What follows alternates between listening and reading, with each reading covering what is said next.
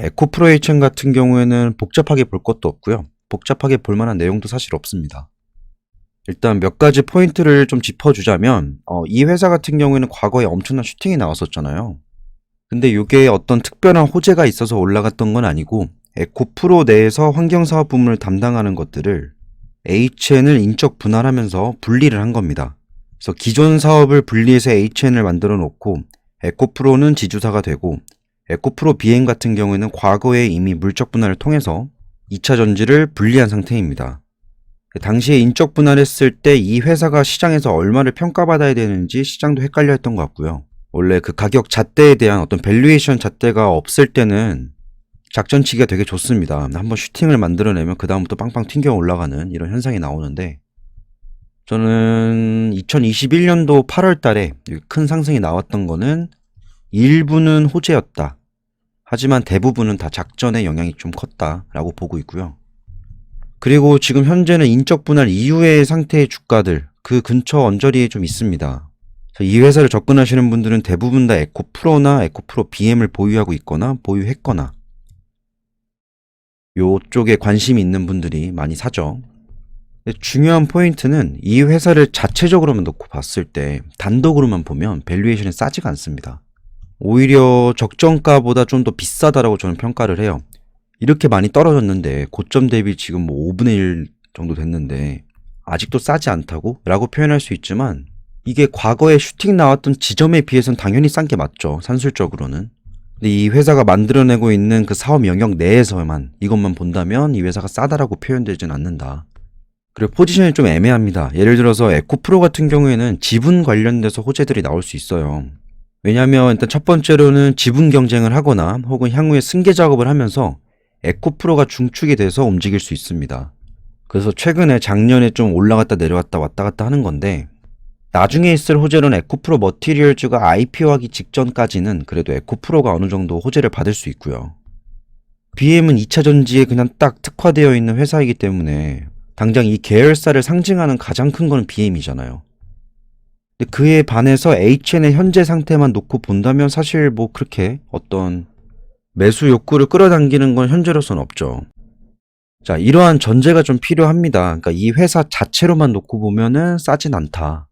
그리고 프로에 비해서, BM에 비해서 HN은 조금 어중간하다. 과거에 에코프로가 있었던 환경사업 부문의 영역들을 HN이 지금 아직까지 끌고 가고 있는 거고, 어떻게 보면 프로가 환경사업을 일을 하다가 2차 전지를 넘어가는 과정에서 남은 잔해입니다.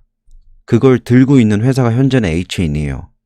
요것들을 인정을 하고 나서 그러면 이 회사에 어떤 포텐셜이 있는가를 살펴본다면 그래도 어느 정도 가닥이 잡힙니다.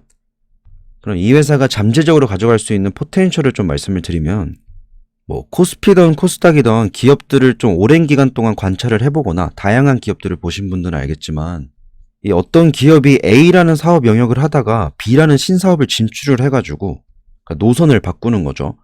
노선을 바꿔서 성공하는 케이스가 생각보다 그렇게 많지 않아요. 가장 빈번하게 일어나는 현상들이 뭐 기계 같은 걸 만드는 회사가 갑자기 바이오로 간다거나 조금 뜬금없게 사업 영역을 바꾸는 경우가 있습니다.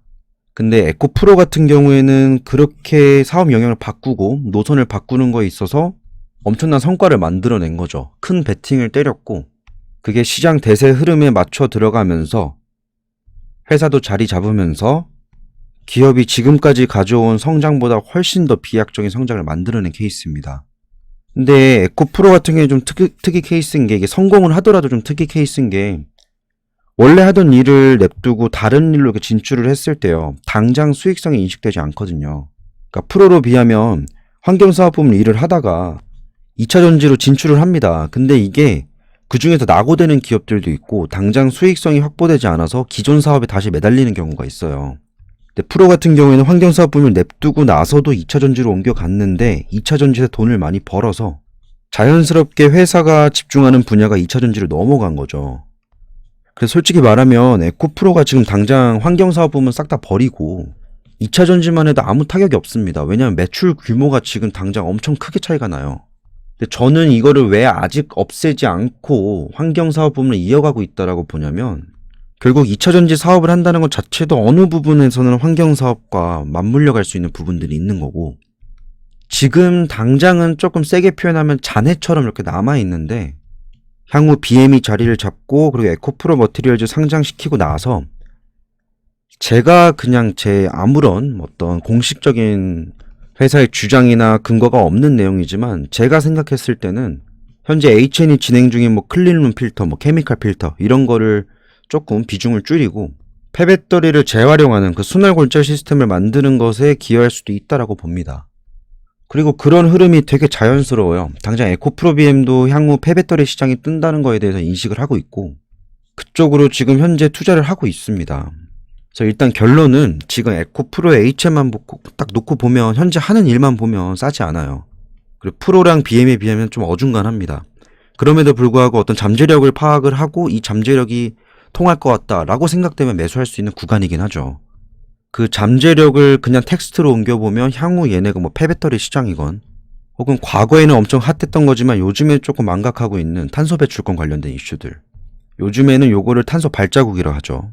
단순히 왕성품을 내는 그 과정까지만 보는 게 아니라 원자재 가져와서 쓰고 사용하고 시장에 내보내고 시장에 출하한 물량들이 향후에 다시 뭐 폐배터리든 아니면 재활용되는 그 과정에서 발생하는 모든 탄소까지 재가지고 그걸로 각 기업마다 쿼터를 제한하는 그런 세상이 향후에 유럽 쪽에서 나올 거거든요.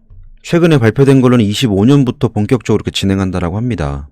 그럼 그 또한 환경 관련된 이슈이다 보니까 에코프로 HN이 이 중에서는 그래도 그러한 사업 부문을 담당할 수 있지 않을까. 지금의 모습 그대로만 쭉 이어간다면 사실 에코프로 HN을 살 이유가 전혀 없습니다. 얘를 살 바에는 살 수 있는 대체 종목들이 너무 많죠. 같은 계열사에는 프로나 BM 사는 게 훨씬 낫겠죠. 근데 얘를 산다는 거는 앞서 말씀드린 1번과 2번을 이해를 하고 인정을 하되 아직 시장에 공개되지 않은 어떤 포텐셜을 보는 겁니다. 그렇다라면 매수 포인트가 있겠죠. 그래서 저는 개인적으로 아직까지는 이 종목에다가 엄청 큰 비중을 넣어가지고 가져가고 싶진 않아요.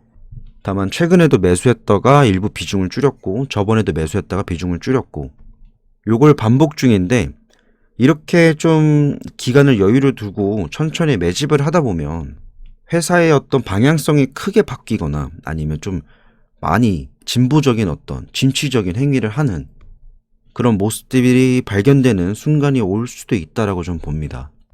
그래서 아직까지는 에코프로 HN의 어떤 잣대를 놓고 나서 싸다 비싸다라고 논하기는 좀 어려운 상황이고 투자자 각자마다 할 수 있는 그 공상을 통해서 이 회사의 어떤 밸류에이션을 측정해 봐야 됩니다. 현재보다는 좀 미래를 봐야 되는 기업이고요. 그리고 제가 예상하는 그런 예상하고 기대하는 그런 이슈들이 발생할 수 있는 것도 당장보다는 좀 먼 미래이기 때문에 투자 텀을 좀 여유를 두고 보시는 거를 좀 추천드립니다. 에코프로 HN 여기까지만 할게요.